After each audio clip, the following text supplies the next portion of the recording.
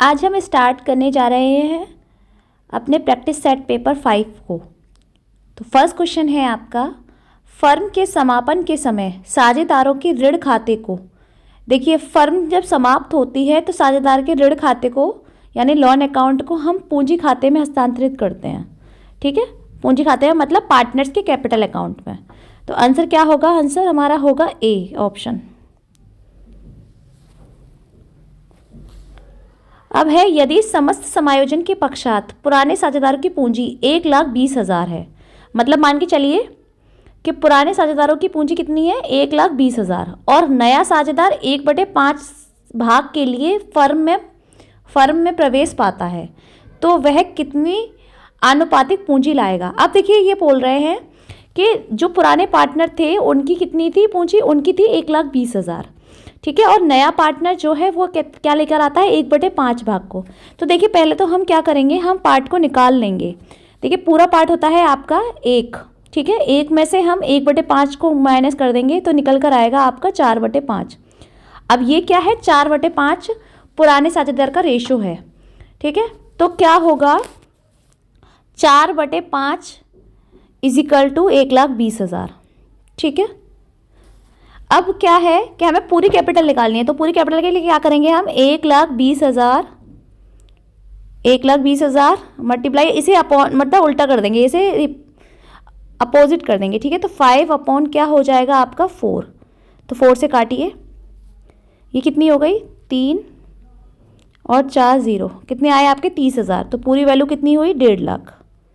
ठीक है, हमें क्या निकालनी है? पूरी वैल्यू 1.5 लाख है, हमें निकालनी है केवल किसकी? जो नया पार्टनर एडमिट हुआ है। तो 1.5 लाख का 1/5 कर देंगे, तो कितनी आई? 30,000।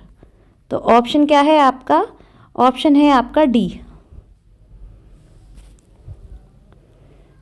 ठीक है, अब थर्ड क्वेश्चन है, अपने निहित प्राधिकार एम्प्लॉयड अथॉरिटी के अंतर्गत एक भागीदार होता है। तो देखिए एक भागीदार, इसका मतलब क्या होता है? जो भी इंसान फर्म के विरुद्ध कार्य करता है हम उसे बोलते हैं। फर्म के विरुद्ध क्या करता है? वो जो भी आपके फर्म के विरुद्ध जो भी कार्य हो रहे हैं उनमें क्या करता है? उनमें हेल्प करता है आपकी। तो क्या होगा? फर्म की और दूसरे के साथ भागीदार कर सकता है? नहीं। फर्म के विरुद्ध दायर किसी वाद का प्रतिवाद कर सकता है। ठीक है, तो फर्म की ओर से दायर कोई बात कार्रवाई आपस में ले सकता है? नहीं, बिल्कुल आपस में नहीं ले सकता। तो ये आपका आंसर क्या होगा? बात किसी बात को प्रतिवाद कर सकता है, मतलब उसे पूछ सकता है। ठीक है, तो ऑप्शन क्या है आपका? बी। अब है 4 क्वेश्चन, एक फर्म में साझेदार अब प्रति माह की अंतिम तिथि को 300 रुपये का आहरण करता है। देखिए अब जब प्रत्येक माह की पहली तिथि को किया जाता है तो हम क्या करते हैं? महीनों की संख्या +1/2 कर देते हैं। ठीक है, जब क्या करता हो? प्रत्येक माह की प्रारंभ में, मतलब प्रत्येक माह की पहली तारीख को। अब प्रत्येक माह के अंत में होता है तो क्या करते हैं? महीनों की संख्या में से -1/2 कर देते हैं। और जब प्रति माह के मध्य की रीति आती है तो क्या करते हैं? हम महीनों की संख्या से 2 का डिवाइड कर देते हैं। अब यहाँ पे क्या था?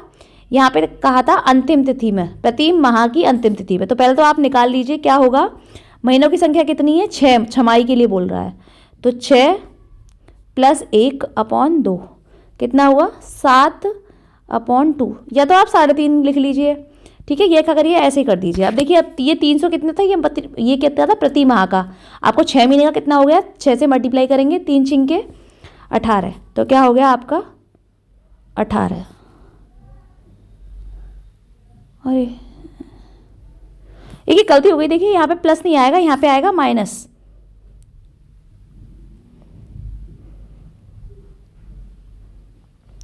क्योंकि ये अंतिम में है। ठीक है, अगर ये प्रारंभ में होता तब प्लस होता आपका, अंतिम में है तो क्या कर देंगे? माइनस। तो क्या आया आपका? 5/2। या तो आप सीधे सीधा 2.5 निकाल लीजिए, या फिर क्या करेंगे आप? इसी को ऐसे के ऐसे ही लिख दीजिए। तो क्या है? 300 छिक्के कितने हो गए आपके? 1800। तो 1800 मल्टीप्लाई 5/2। ठीक है, अब ये कितना का है? छमाही का। तो आपको क्या करना है? पूरे 1 साल का निकालना है। तो 12 से इंटू, फिर क्या करेंगे? 6% दे रखा है तो 6%।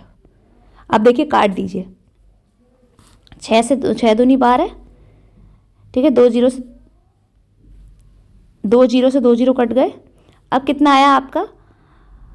18 × 5 = 90, है ना। 18 पंजे कितने आए, 90।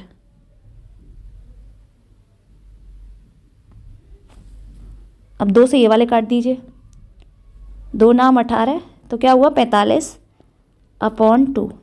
तो कितना निकला आपका, अब डिवाइड कर दीजिए तो निकलेगा आपका 2 दूनी 4, 2 दूनी 4.5, मतलब 22.5। तो आंसर क्या होगा आपका, सी ऑप्शन।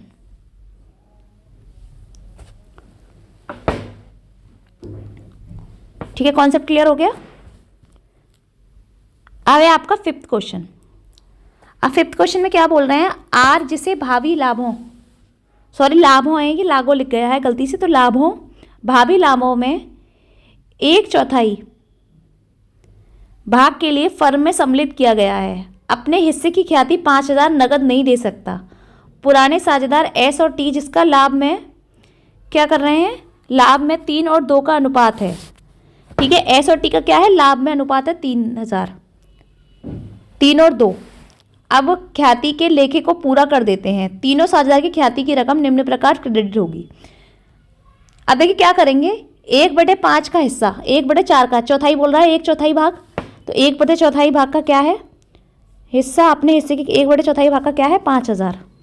तो पूरी ख्याति निकालेंगे आप, तो क्या हो जाएगी, इसको कैंची में गुणा कर देंगे, तो 5,000 × 4/1 कितना आ गया आपका 20,000। ठीक है, तो अब किसकी निकालनी है आपको, एस और टी की निकालनी है। कितना, तीनों साझेदार ख्याति को निम्न में से किस प्रकार क्रेडिट किया जाएगा, तो किसको किया जाएगा, रेशो क्या दे रखा है, 3 और 2 का रेशो, तो किनका दे रखा है, एस और टी का। तो जो ख्याति बढ़ती है, अगर नगद नहीं लेकर आता ख्याति, तो वो पुराने रेशो में बढ़ती है। तो पुराना रेशो कितना है, 3 और 2, तो 3 और रेशो को निकालने के लिए क्या करेंगे, 20,000 अपॉन मल्टीप्लाई 3/5, तो काट दो 5 चौक 20, तो 4,000 आ गया, तो कितनी आई है 12,000। ठीक है, और ऐसी ये वाली 20,000 मल्टीप्लाई 2/5, तो कितनी आई 8,000। ठीक है, 8,000 हो गई। तो और जो तीसरे पार्टनर में तो बटेगी नहीं, क्योंकि पुराने साधनों में बटती है, तो कितने हो गई आपकी नील उसकी। तो ऑप्शन कौन सा होगा आपका, ऑप्शन होगा आपका, देखिए 12,000 किस में है, इसमें, लेकिन यहाँ पे 2,000 लिख रहा है, तो ये गलती से हो गया है, आप इसे सही कर लीजिए। यहाँ पे 2,000 नहीं, यहाँ 8,000 होगा, तो 12,000 और 8,000, और आर कितना है नील। ठीक है, ऑप्शन सी आपका। अब देखिए क्या बोल रहा है, ए और बी एक फर्म में साझेदार हैं जो लाभ हानि का वितरण 7 और 3 के अनुपात में करते हैं। ठीक है, ए और बी कितने में, 7 और 3 के अनुपात में करते हैं। ठीक है, सी नए साझेदार के रूप में प्रवेश करता है। ए अपने हिस्से का 1/7 भाग और बी अपने हिस्से का 1/3 भाग सी के पक्ष में हस्तांतरित करते हैं। साझेदार का नया लाभ अनुपात होगा, मतलब क्या होगा, ये सीधे सीधे एग्जैक्टली ये पूछ रहे हैं। तो क्या कर रहा है, ए अपने हिस्से का 1/7 भाग, मतलब इसका हिस्सा कितना है, इसका हिस्सा है आपका 7/, इसका हिस्सा कितना है 7/10। ठीक है, 7 और 3 को जोड़ दिया, 7/10 का 1/7 कितना हो गया 7/70। ठीक है, तो काट दो 1 और 1 10, ये हो गया हिस्सा किसका, ए का।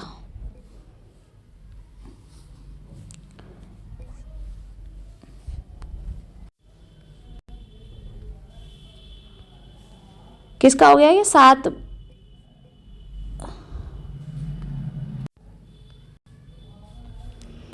अब क्या है आपका 7/10 का 1/7, ये किसका हिस्सा है, ये ए का। तो कितना निकला आपका 7/70, तो काट दो 7 एकम 7, 7 दाई 70, तो 1/10 हो गया। अब 1/7 का हिस्सा क्या करते हैं, सी को हस्तांतरित करते हैं। तो पहले 7/10 में से जो निकाला है उसे घटाएंगे पहले,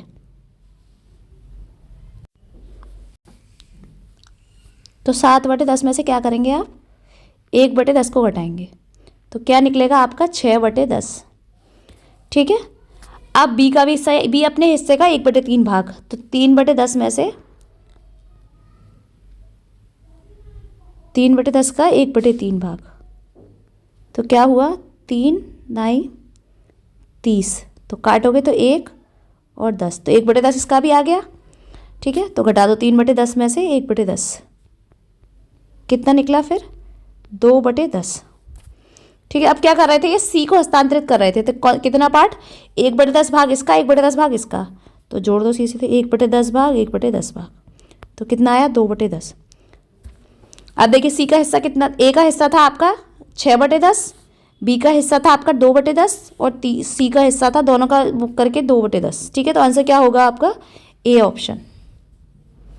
ठीक है,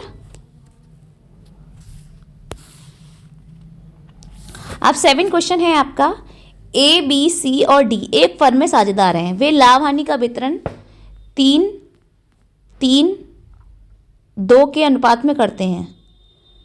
फर्म का विखंडन कर दिया गया तथा डी दिवालिया हो गया। अब देखिए डी क्या हो गया, दिवालिया हो गया, इंसॉल्वेंट हो गया। ठीक है, सी केवल अपने हिस्से की हानि की राशि ही लाता है, क्या ला रहा है, हानि की राशि लेकर आ रहा है, और डी की कमी को पूरा करने के लिए अपनी अयोग्यता दर्शाता है, और ये बताता है कि डी की राशि क्या हो गई है, डी की राशि को वो पूर्ण नहीं कर सकता। तो गार्नर बनाम मरे नियम के अनुसार डी की कमी बांटी जाएगी। तो देखिए डी की कमी किस में बांटी जाएगी, जब सी पार्टनर देने के लिए तैयार नहीं है तो जाहिर सी बात है उसके 2 पार्टनर और है, ए और बी, तो उनकी पूंजी के प्रारंभिक शेष के अनुसार बांटी जाएगी। ठीक है, तो ऑप्शन होगा आपका क्या, ऑप्शन होगा आपका ए। ठीक है, अब है ए और बी एक फर्म में साझेदार हैं, वे लाभ हानि का विभाजन 5 और 3 के अनुपात में करते हैं। वे सा को 1/4 भाग के लिए फर्म में नया साझेदार नियुक्त करते हैं। सी अपने हिस्से का 3/4 भाग ए से तथा 1/4 भाग बी से क्रय करता है और 4,000 की ख्याति की नगद लाता है। तो क्या कर रहे हैं ये, पहले तो देखिए 1/4 का भाग, ये 1/4 भाग के लिए सी को नियुक्त करते हैं। सी अपने हिस्से का 3/4 भाग, सी मतलब सा। ठीक है, तो क्या कर रहा है ये 1/4 का 3/4, तो क्या हो रहा है 3/16।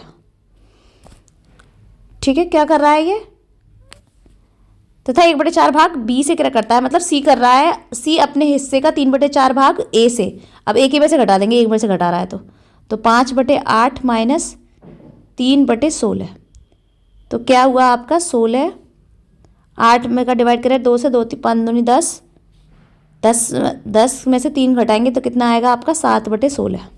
ठीक है, तो ए का पार्ट ये हो गया। अब बी का पार्ट बोल रहा है क्या, 1/4 भाग बी से क्रय करता है, तो 1/4 का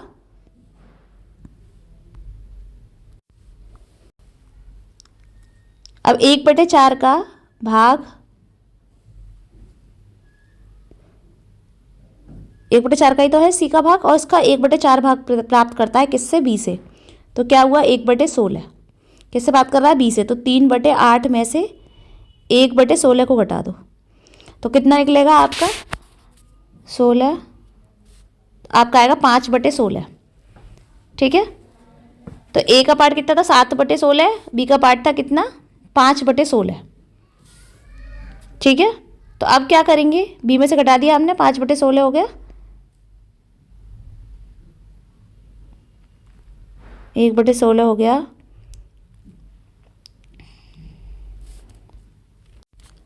अब देखिए ये निकला था आपका 7/16 ए का पार्ट, बी का निकला है 5/16, और सी का कितना है, सी का 1/4 से मल्टीप्लाई करेंगे 4 का, कि बराबर करने के लिए, तो कितना हो जाएगा 4/16। तो क्या पार्ट हो गए 7/16, 5/16 और 4/16। ये क्या है, ये न्यू रेशो है आपका। जब आपकी ख्याति को नगद लेकर आता है व्यक्ति तो क्या करते हैं, तो हम सेक्रीफाइस रेशो में बांटते हैं, जो भी उसे प्राप्त होता है ए और बी को राशि जो प्राप्त होती है वो हम किस में बांटते हैं, सेक्रीफाइस रेशो में। और जब वो नगद नहीं लाता तो किस में बांटते हैं हम, जब नगद नहीं लाता तो क्या किस में बांटते हैं हम, पुराने रेशो में। तो अब हमारा क्या निकला है, नया रेशो निकला है। पुराना रेशो था 5 और 3, अब नया रेशो क्या है 7, 5 और 4। क्या है नया रेशो 7, 5 और 4। तो देखिए क्या है 7, 5 और 4। ठीक है, अब ये न्यू रेशो है, वो ओल्ड रेशो है। सेक्रीफाइस रेशो का फॉर्मूला होता है ओल्ड में से न्यू माइनस करेंगे, तो 5 3 में से 7 बटे कितना 9 16। ठीक है, तो कितना निकला आपका 3/16। ठीक है, ये हो गया ए का। अब बी का क्या है 3/8 में से 5/16, तो कितना निकला आपका 1/16। अब रेशो क्या हो गया, सेक्रीफाइस केवल 2 का ही निकलता है, ए और बी का। सेक्रीफाइस वही लोग करते हैं जो पुराने पार्टनर होते हैं, नया तो एडमिट कर रहा है तो वो सेक्रीफाइस क्यों करेगा, ठीक है। तो पुराने का कितना हो गया आपका सेक्रीफाइस रेशो कितना हो गया, 3 और 1। तो क्या करेंगे, 3 1 का आप निकाल देंगे 4000 की गुडविल, तो 4000, ए का कितना था 3, और 3 और 1 जोड़ के 4, तो कितना हो गया आपका 3000, ठीक है। ऐसी 4000 का 1/4, 1000 आया, तो कितना निकला आपका 1000।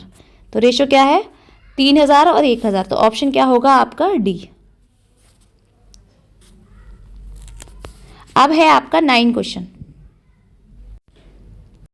अब देखिए आपके क्या है, ए बी सी एक फर्म में 4-3-2 के अनुपात में लाभ विभाजन करते हुए साझेदार हैं। एक नया साझेदार डी फर्म में प्रवेश पाता है और ए बी सी और डी का नया लाभ वितरण करता है 5-4-2-1 के रेशो में, ठीक है। अब डी अपने हिस्से की ख्याति 36,000 लेकर आता है, तो ख्याति की राशि बांटनी है। अब देखिए पहले हमारे पास क्या था, हमारे पास रेशो नहीं दे रखे थे, ना तो ओल्ड ना न्यू रेशो दे रखा था, ना सेक्रीफाइस रेशो, ठीक है। अब यहाँ पे हमें तो सेक्रीफाइस नहीं दे रखा था, तो हमें सेक्रीफाइस और न्यू रेशो निकाले थे उसमें, लेकिन इसमें ओल्ड और न्यू दोनों दे रखे, सेक्रीफाइस नहीं दे रखा, तो आप सेक्रीफाइस रेशो निकालेंगे इसमें सीधे। तो 4 में से 9 माइनस 4/9/5, 9 10 11 12 13, 9 10 11 12 हो गए, ठीक है। तो अब रेशो निकलेगा तो कितना आएगा आपका 1/36। इसका एलसीएम लेके निकालिएगा तो 1/36 आएगा, ठीक है, ए का। अब बी का कितना आ रहा है, बी का आ रहा है 3/9 माइनस 4/12, तो रेशो निकल रहा है आपका 0/36, ठीक है। अब सी का आ रहा है 2/9 माइनस 2/12, तो रेशो कितना निकला आपका 2/36। अब देखिए इसका तो 0 आ रहा है बी का, तो हमें इससे कोई मतलब नहीं, केवल हमें ए से और सी से मतलब है। तो आपका रेशो कितना निकलेगा, देखिए पहले तो बी वाला तो शून्य नहीं होगा, इन दोनों में से कोई ऑप्शन होगा, है ना। बी वाला शून्य है तो इन दोनों में से कोई ऑप्शन होगा। अब ए और सी का कितना निकलेगा, देखिए 36,000 को 1/3 में बांट दो, 2 और 1 3 हो गए, 3 एकम 3, ठीक है।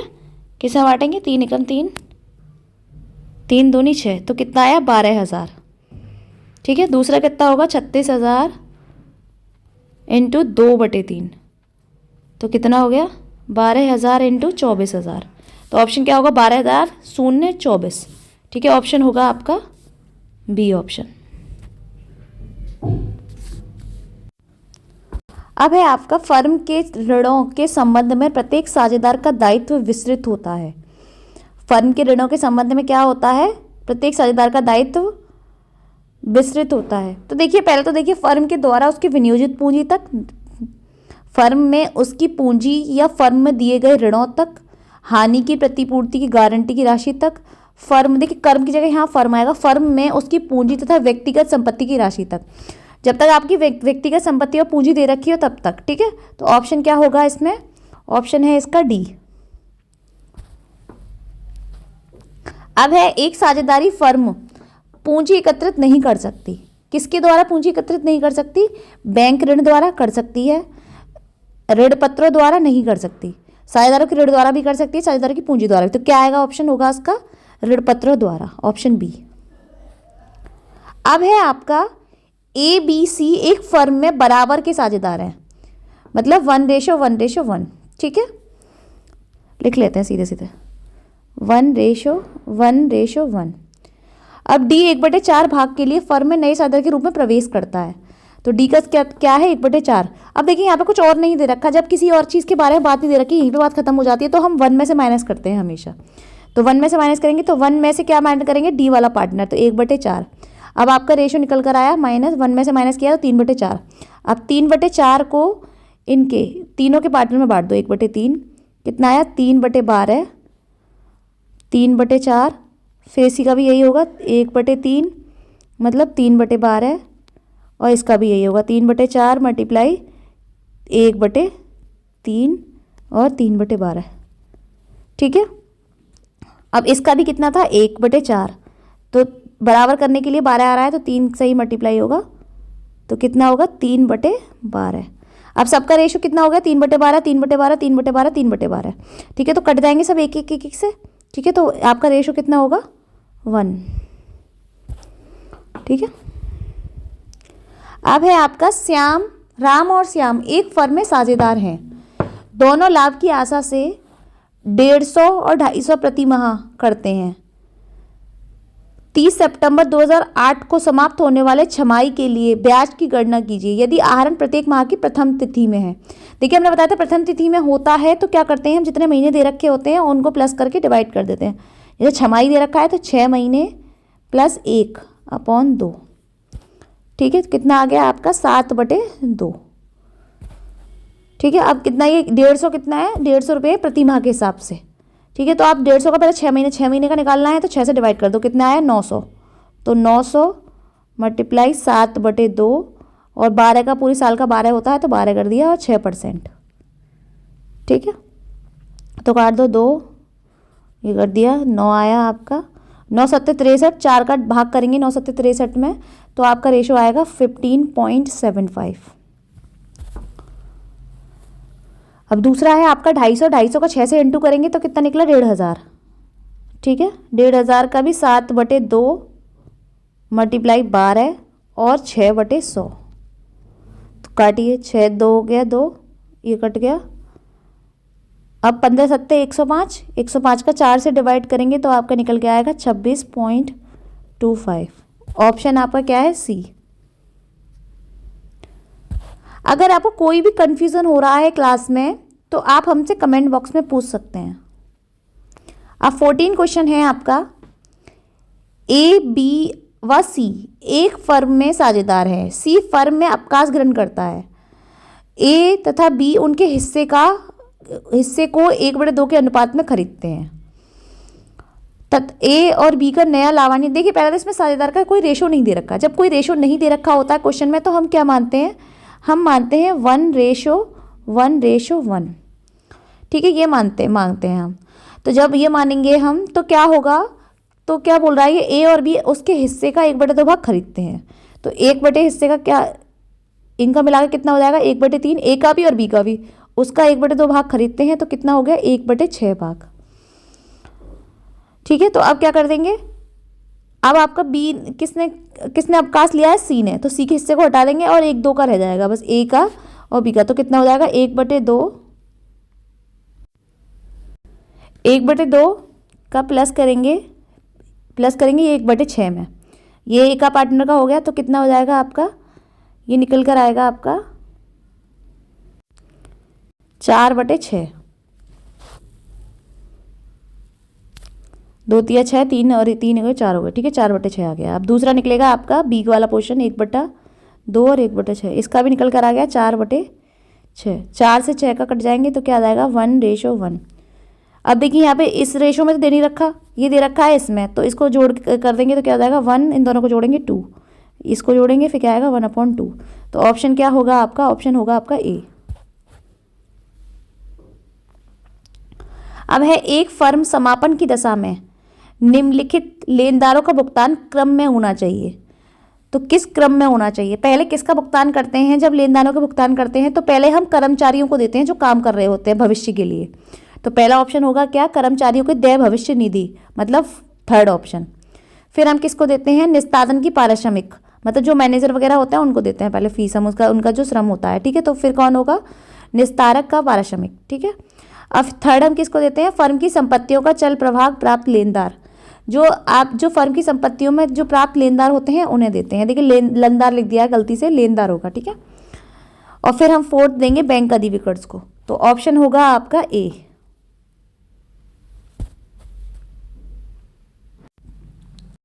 अब देखिए क्वेश्चन है 16 आपका, देखिए थोड़ा टफ सा क्वेश्चन है, आप इसे अच्छे से देखिएगा। सचिन, सौरभ और सहवाग एक फर्म में समान साझेदार हैं। उनकी पूंजी क्रमश 5,000, 10,000 और 20,000 है। फर्म के समापन की प्रथम वसूली 10,000 में से साझेदारों को वितरण होगा। देखिए पहली बात तो ध्यान रखिए, अगर लॉस होता है तो बराबर पार्टनरों में बंटता है, अगर प्रॉफिट होता है तो बराबर पार्टनरों में बंटता है। लेकिन अब देखिए, अगर इनकी पूंजी इन्होंने कितनी लगाई है, देखिए 5,000, 10,000 और 20,000, तो मतलब पूरी मिलाकर हुई 35,000। सबसे कम पूंजी सचिन की है, तो उसे लाभ मिलेगा या नहीं मिलेगा ये हम डिसाइड नहीं कर पाएंगे ऐसे। तो हमें क्या करना होगा, हम पहले क्या करेंगे, 5,000, 10,000 और 20,000 तीनों को जोड़ देंगे। कितना आ रहा है आपका, आपका आ रहा है 35,000। तो 35,000 में क्या करेंगे हम, 10,000 जो वसूल किए गए उन्हें घटा देंगे, तो निकल के वैल्यू आई आपकी कितनी, 25,000। अब हम 25,000 को बांटेंगे। देखिए पहले तो हमारी कितना था इसका कैपिटल, इसकी कैपिटल थी 5,000, फिर है हमारी 10,000, ठीक है, फिर है हमारी 20,000, ठीक है, ये हमारी कैपिटल है। इसके हिसाब से देख रहे हैं हम बट रहे नहीं बट रहे। अब 25,000 के शेयर को, 25,000 के प्रॉफिट्स को क्या करेंगे, 3 बार तीनों में बांटेंगे बराबर बराबर, कुछ भी नहीं दे रखा रेशो इसमें, तो क्या करते हैं बराबर बराबर। तो बराबर बराबर बांटेंगे तो कितना निकलेगा इसका, इसका निकलेगा 8,333, 8,333। अब इसका भी 8,333 निकलेगा, लेकिन क्या है, जब हम 8,333 निकाल रहे हैं तो 1 रुपये हमारा बच रहा है, तो हम किसे इसे कितना कर देंगे, इसे 1 रुपये बढ़ा देंगे, तो 8,334, ठीक है। अब देखिए ये भी कम है, ये भी कम है, तो पहले तो माइनस कर लेंगे। 5,000 में से ये ज़्यादा है। अब देखिए 5,000 कैपिटल थी, उसे प्रॉफिट हो रहा है 8,333 का, लेकिन इन्हें प्रॉफिट जो हो रहा है वो कम हो रहा है, ठीक है। तो पहले हम क्या करेंगे, जिनका प्रॉफिट ज़्यादा हो रहा है उन्हें क्या कर देंगे, पहले हम माइनस करेंगे चीज़ों को सीन में। तो क्या हुआ, इसमें से इसे घटाया तो कितना निकला आपका, माइनस के 3,333, इसे घटाया तो निकला आपका 1,667, इसे घटाया तो निकला आपका 11,666, ठीक है। अब देखिए ये माइनस में आ रहा है, तो मतलब ये लॉस कर रहा है हमें, ये दोनों तो प्रॉफिट दे रहा है लेकिन ये लॉस कर रहा है। तो हम क्या करेंगे, पहले इसको जो लॉस दे रहा है पहले इसे पार्ट में बांट देंगे। तो इसका क्या हुआ, 3,333 हमने इसे बांट दिया, प्लस कर दिया इसके में, और जो हमने इसे दिया है वो इन दोनों पार्टनर में से घटा देंगे। तो 3,333 के रेशियो को क्या करेंगे, हम क्या करेंगे, इसे हम 1/3 के रेशियो में, मतलब बराबर बराबर के चक्कर में इसे बांट देंगे। तो 1/3 करेंगे तो इसका आएगा आपका कितना, 111, ठीक है, और इस वाले का निकलेगा 2,222। ये वाले रेशियो को 3,333 को बांटा है हमने 1/3 में, तो 1/3 एक ये हो गया और 2/3 ये हो गया, ठीक है। अब घटा दो आप इसकी वैल्यू को, तो इसकी इसमें से ये कवर हो गया तो इसकी वैल्यू आई निल, ठीक है। अब इसमें से इसे घटाओगे तो निकलेगी आपकी वैल्यू 556।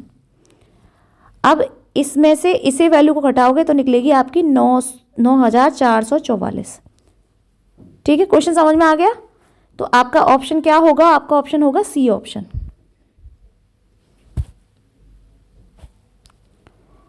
अब है आपका राम, श्याम और बलराम एक फर्म में साझेदार हैं, उनकी पूंजी क्रमशः 18,000, 12,000 और 16,000 है। जैसे अभी भी हमने किया है वही क्वेश्चन है सेम, और लाभ विभाजन अनुपात 1:2:2 है। फर्म के समापन पर प्रथम 2,100 वसूल हुए, अधिकतम हानि की रीति के अनुसार राशि का वितरण कीजिए। अब देखिए एक चीज़ ध्यान रखिए कि वही हम जोड़ेंगे इनको, 18,100, 1,200 और 1,600, कितने हुए, पूरे मिला के हुए 4,600। 4,600 की राशि में से 2,100 घटा देंगे तो कितना आया आपका 2,500 वैल्यू। देखिए इसमें पहले वाले में रेशो दे नहीं रखा तो हमने 1:1:1 मान लिया था, अब इसमें ऑलरेडी रेशो दे रखा है तो क्या करेंगे, पूरी वैल्यू कितनी निकली थी आपकी 18,000, 1,800, 1,200 और 1,600, ठीक है। ये आपकी कैपिटल थी, ठीक है। अब कैपिटल में से आप रेशो निकालिए कितने का, 2,500 का, 2,100 तो घटा दिए गए, हमारे 2,500 का प्रॉफिट होगा, मतलब हाँ जो हम पूंजी लेकर आए हैं वो 4,600 की लेकर आए हैं, हमने प्रथम बार में जो पेमेंट किया है वो 2,100 किया है, बचा हुआ 2,500, तो 2,500 को पहले पेमेंट करेंगे, उसके बाद में उसका करते हैं पेमेंट जो हम लेकर आए हुए होते हैं, ठीक है। तो कितना आया 500, शेयर निकाल रहे हैं हम 1/5 करके, और 2/5 और 2/5, तो कितना हुआ 5,000, 500, 1,000, और इसका भी कितना होगा आपका 1,000। तो आपकी कितनी वैल्यू हो गई, इसकी वैल्यू हो गई 1,800 में ये आई 1,300, ये हो गई आपकी 200, और ये हो गई आपकी 600, ठीक है। ऑप्शन कौन सा होगा आपका, देखिए ऑप्शन 1,300, 200 और 600, मतलब ऑप्शन होगा आपका फर्स्ट वाला। अब है एक प्रसुप्त साझेदार भाग लेता है। देखिए एक प्रसुप्त का मतलब होता है सोया हुआ पार्टनर, मतलब स्लीपिंग पार्टनर। तो वो केवल लाभ में हिस्सा लेता है, ठीक है, किसी और चीज़ में हिस्सा नहीं लेता। किस में लेता है? लाभ में हिस्सा। तो ऑप्शन है आपका बी। अब बोल रहे हैं गार्नर बनाम मरे नियम के अनुसार किसी विपरीत समझौते के अभाव में दिवालिया साझेदार की कमी अन्य ऋण शोध क्षम्य साझेदारों द्वारा पूरी की जानी चाहिए। तो किस में पूरी की जानी चाहिए? देखिए ये कब की जाती है? गरनाम वनाम का जो वो है नियम है, वो केवल फर्म के विखंडन के रूप में किया जाता है, फर्म के विखंडन के पूर्व विद्यमान पूंजी के अनुपात में। ठीक है, तो क्या ऑप्शन होगा इसका? सी। अब है आपका अज्ञात दायित्व का भुगतान प्रत्येक करने पर प्रविष्टि होगी। जब अज्ञात दायित्व मतलब जो आपको दायित्व प्राप्त नहीं हुआ है। देखिए जब दायित्व प्राप्त नहीं होगा तो वो बनेगा वसूली खाते में, और वसूली खाता हमेशा डेबिट होता है, तो रियलाइजेशन अकाउंट आएगा।